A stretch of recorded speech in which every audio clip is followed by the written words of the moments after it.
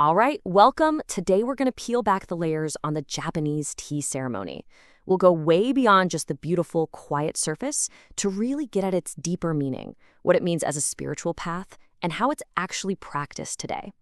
So, when you hear Japanese tea ceremony, what picture pops into your head? Probably a quiet room, right?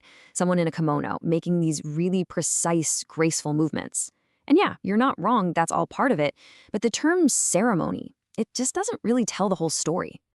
You see, in Japan, they call it Chado, and that translates to the way of tea.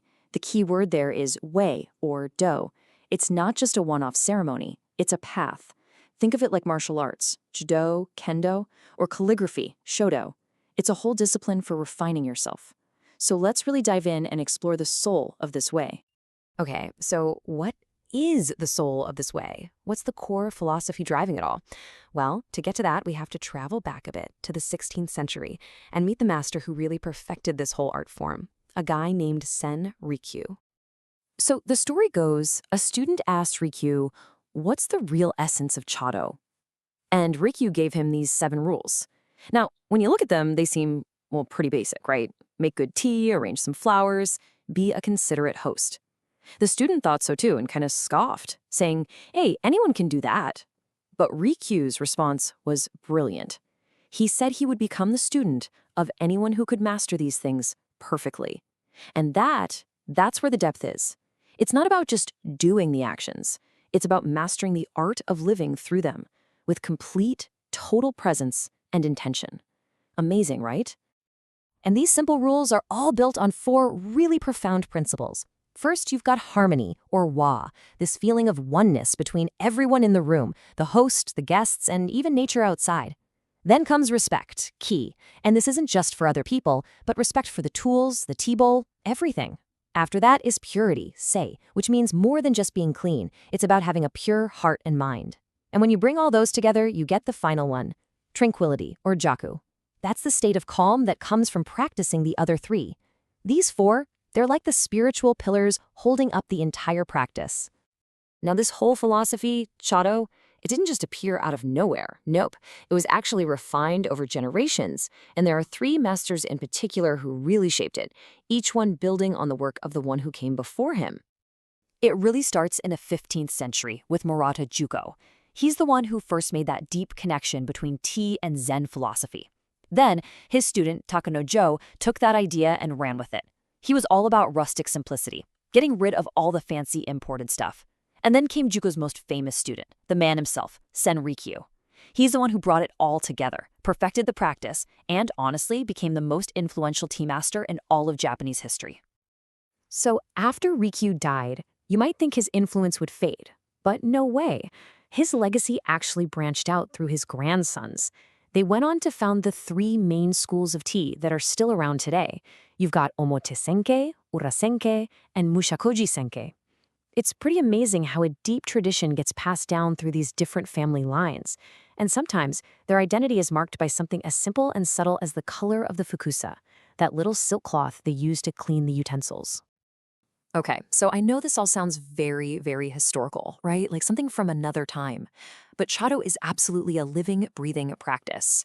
There are teachers and students all over the globe, which brings up the question, how does a person actually start this journey today in our modern worlds? Well, it's probably way more accessible than you think. Honestly, the very first step is just to find a certified instructor. Those big schools we mentioned, Urasenke and Omotensei, they have chapters all over the world.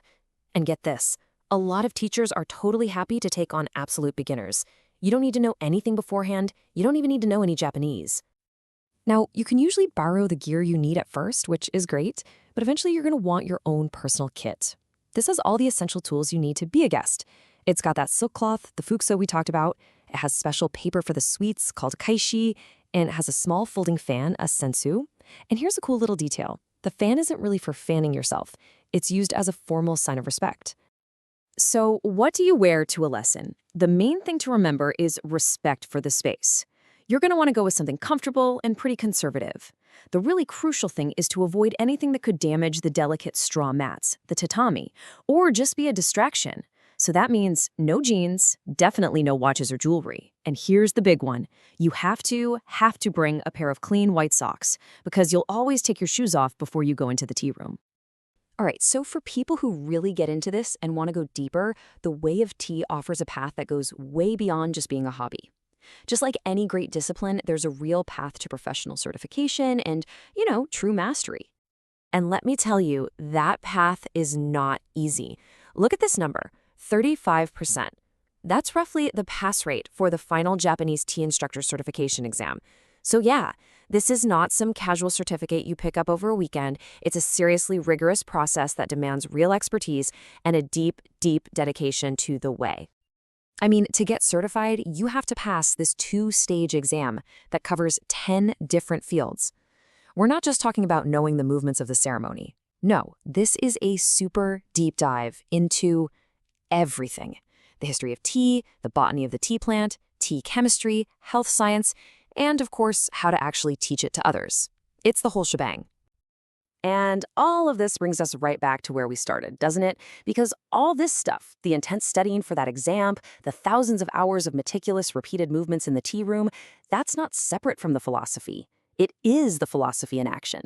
This art of living, it isn't something you just sit and think about. It's something you do. The hands-on, tangible practice is the only real way to walk that spiritual path. So that really leaves us with one final thought.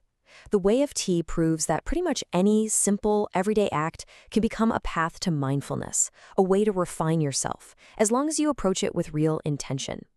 So I'll leave you with this question. What ordinary part of your day, maybe it's the ritual of making your morning coffee, or quietly taking care of a plant, or even just the rhythm of your daily walk, what could you elevate into your own meaningful way?